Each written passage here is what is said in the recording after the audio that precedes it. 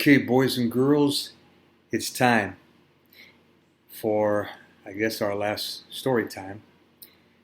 You know, over the months, I've read a lot of stories to you.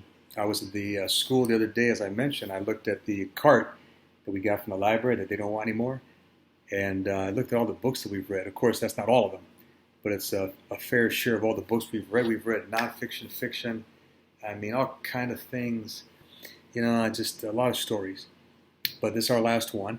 In second grade, your teachers will read to you also. But this is going to be it.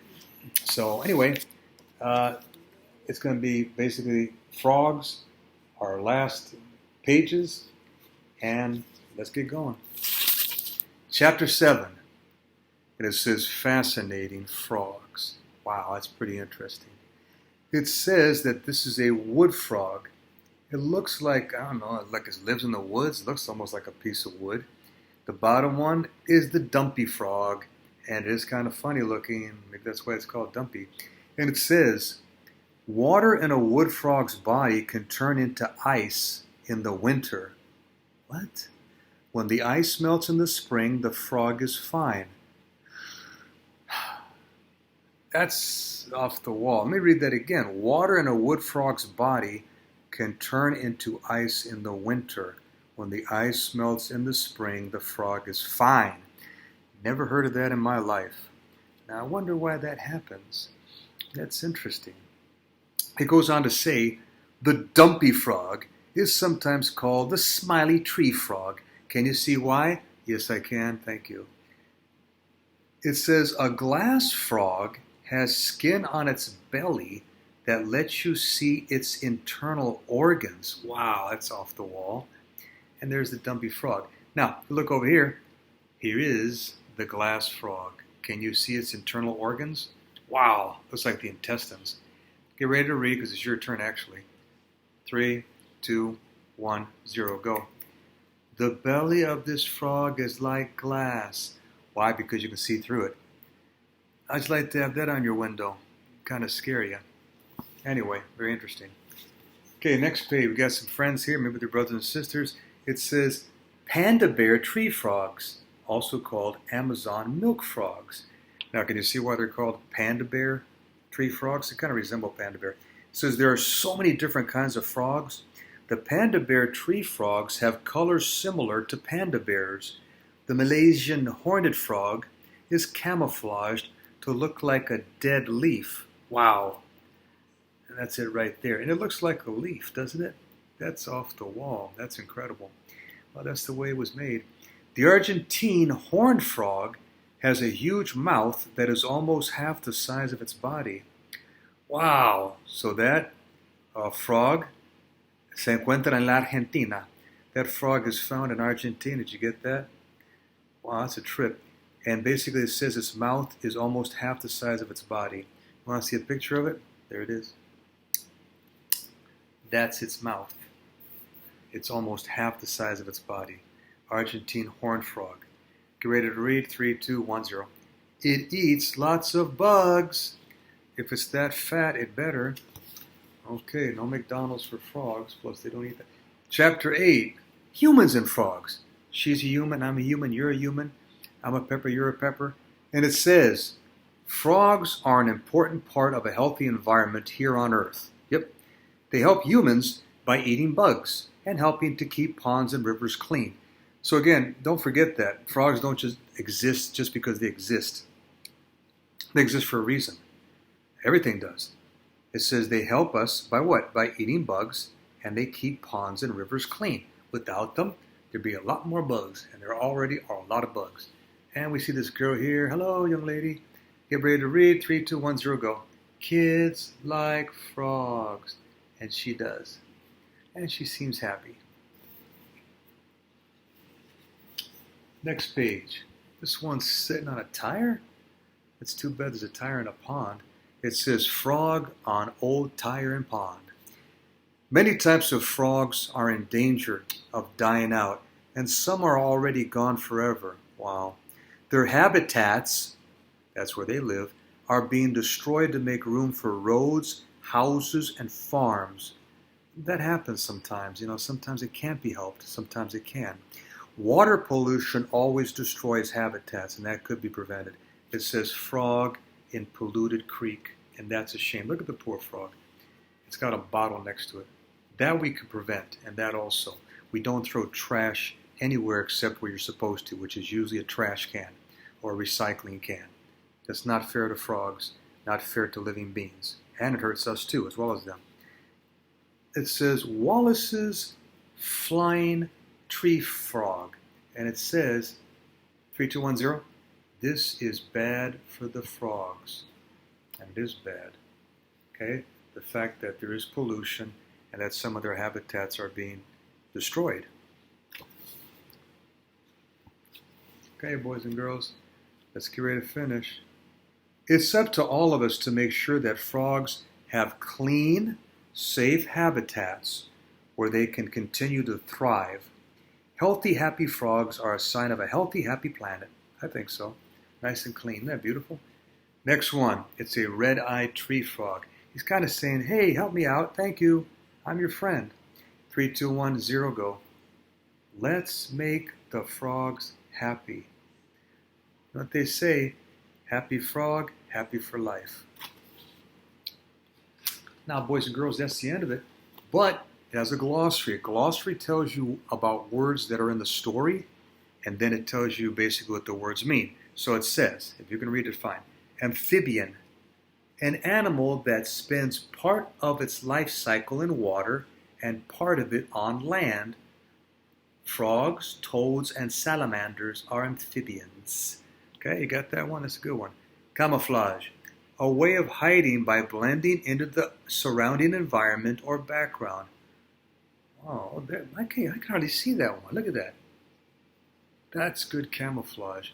Next one says habitat, the natural home or environment where a plant or an animal lives. I would say so. Next one, life cycle. You know that one. The series of changes in form and activity that a plant or an animal goes through during its life. So basically, from birth, then to when it produces babies, and then when it dies. Next one, pollution.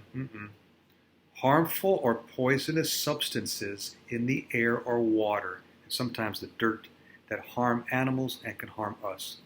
Last one, predator. And it says, an animal that lives by killing and eating other animals. And that does happen. What can I say? Okay. Now, we've got these questions to ask after reading, and you can think about them, by yourselves. Number one, what is the life cycle of a frog? You know that one. And if you ever want to stop the film, go ahead, just stop it and try and answer the questions. That's fine with me. Number two, can you remember any differences between frogs and toads? I can. Number three, can you name any specific type of frog or toad? I think so, especially those dark ones. And then what was that other one that was big and fat? Oh, how about the other one that looked like dopey? What was that one called? I forget now. But anyway, can you think of anything different or special about it, about the frog or toad that you can remember? Number four, why do you think it might be important for frogs to have good eyesight and hearing?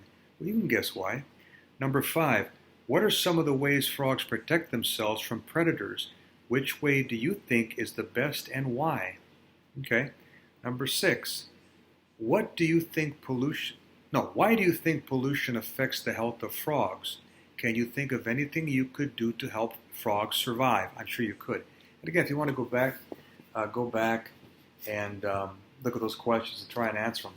And then you might want to look for these books someday about pets, Frank and the Giant, about dogs, and about bats. Got some good things there. Okay, boys and girls, that's it. Okay, I was looking over there at my wife's hat. Anyway, so that's our last one. But like I said, in second grade, you'll be getting books too. It's been a pleasure reading to you. Don't forget to keep on reading during the summertime. I grew up in a family, we read all the time, a lot, basically. Don't need a haircut. My mom used to go to the library with me, and we would get a little cart full of books. And we'd keep them. I'd read them, and she would also. My dad was more into buying books, I guess. He read a lot of books about history and about war. That was his interest. His interests. Okay, so I come from a family of readers. When you read, and not only do you improve, how can I say this? You get more of a vocabulary. You learn more words that you will use from books. Also, you educate yourself about, oh, I didn't know that about frogs. And even if you read a book that's fiction, that's made up more or less, you learn about how people react, how people live, um, things that they may go through. And it teaches you lessons. We talked about that. That books often will teach you lessons. So, basically, I will encourage you to keep on reading, and you can learn how to do things. There's some books that teach you how to go ahead and do drywall, how to do plumbing, how to rebuild your 1959 Chevy Bel Air with gull wings, maybe.